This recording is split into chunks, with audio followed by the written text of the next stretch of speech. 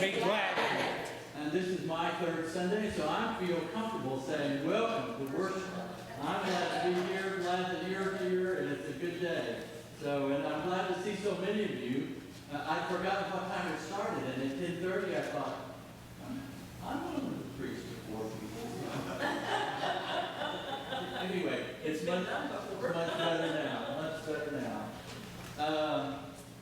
I think that's all things I needed to say in terms of welcome. This may be the best place to say, I think my sermon's short today, but it can't be too short because my 3-point sermon has 4 points. So you don't have to worry about it, so it'll be all right. I think that's all I needed to share. Hey. And we're glad you're here on your third Sunday, Jean.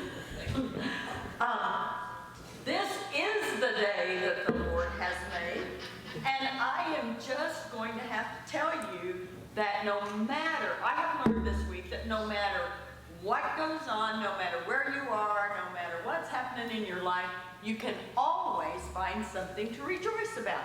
And I want you to help me realize that in your own lives by, as I go through Paul's, let's see, I wrote this down because I had to look this children's book up.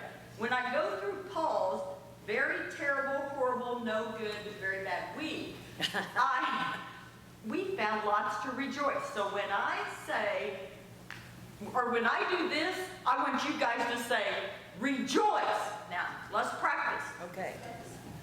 Rejoice! All right. Hey, they got it. We don't have to. We only have to practice once around here. Okay. Last week on Mother's Day weekend, my daughter Paula, who lives in Norman, she left her family behind. I left Paul behind, and we were going to have a Mother's Day weekend. We were flying to Arizona to see a mutual friend. Paul was going to have a man weekend. The kind of weekend where you cook what you want to, you go out and eat, you watch the movies that, nobody else wants to watch with you, you go where you want to. Well, during one of his anticipated movies, he got a call that I had a medical crisis on our flight from Denver to Phoenix. Now, everything's all right, but it seemingly was very serious at the time. And just for the record, you can get an IV in flight on a plane. But when my daughter started contacting him when we landed, I am perfectly fine, had nothing to do with my heart, it was just a sudden blood pressure drop. But anyway, he quickly began to kick into gear because my daughter said, I'm not flying with her again. So he drove 1,000 miles to Phoenix. He knows the people, and what turned from a very seemingly bad situation was Rejoice! Because we got to spend the weekend together with our daughter and our friends. We had a wonderful time. I was fine. When we got home after the drive back, he got on his lawnmower to mow his 3 hours, which he enjoys of his lawn. The lawnmower had broken. Now, there he is with no lawnmower, watching the grass grow. However, we have neighbors who came to his aid.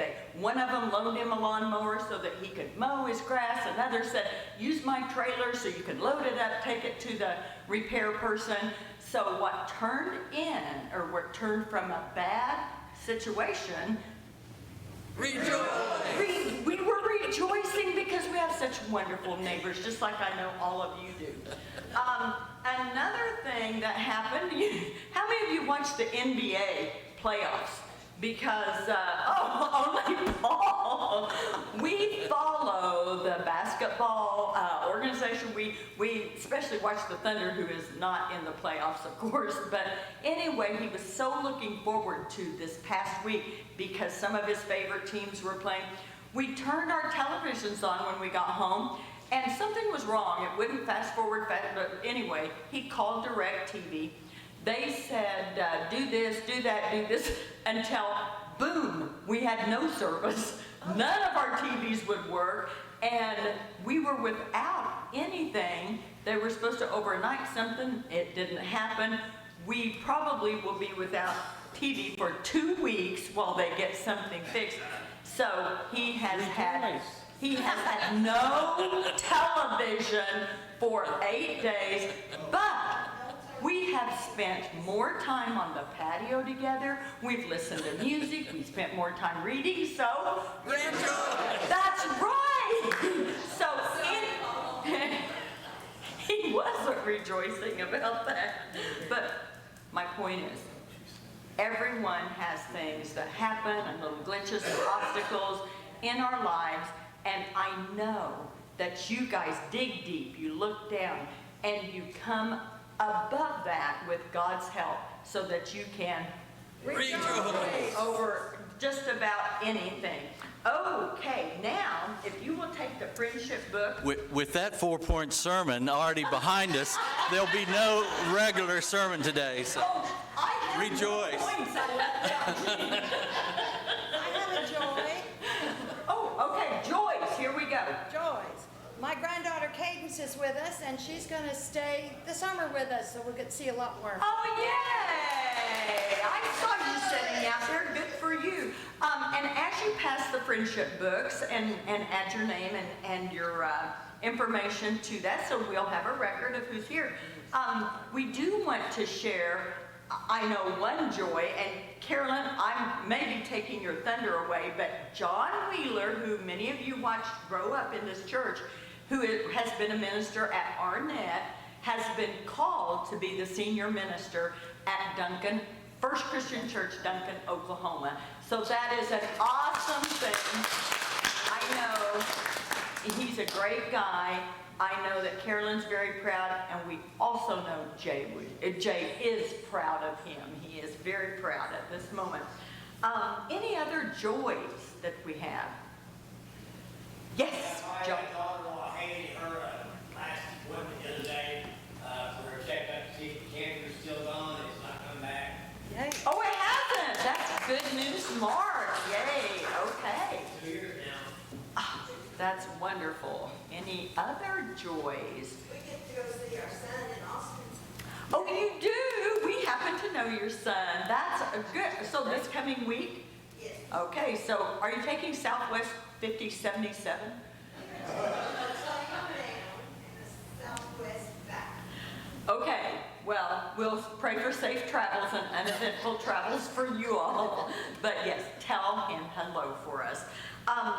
And we do have several concerns in our church. Now, Tracy Bryant, who had neck and spinal surgery 2 weeks ago, she thought she would be here today, but she is home and is doing well.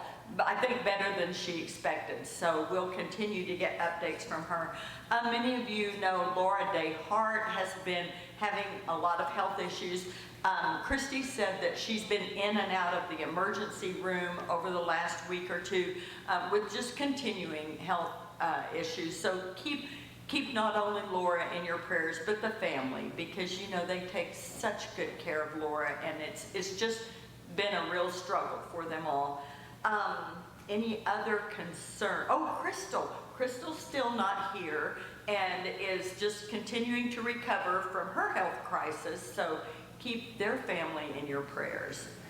Any other concerns other than the ones that are listed in our bulletin? Judy. Hey, I'm concerned about the soup kitchen, which we are in charge of this Wednesday. We're going to try something a little different this year, this time, because we have 15 pounds of beef provided by the Brown family. And then we have 14 casseroles provided by women at DWF.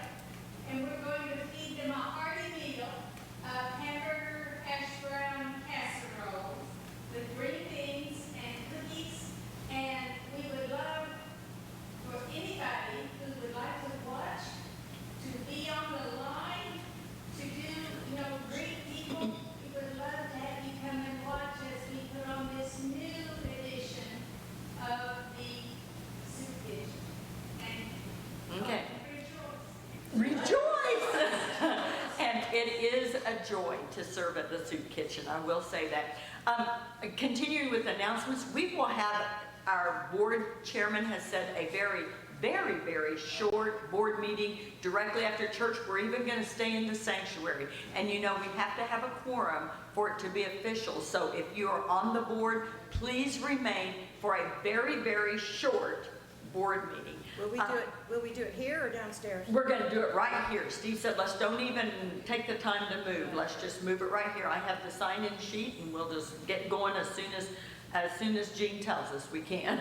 And then next Sunday, you all may have heard the sounds of a new baby in church over the past month.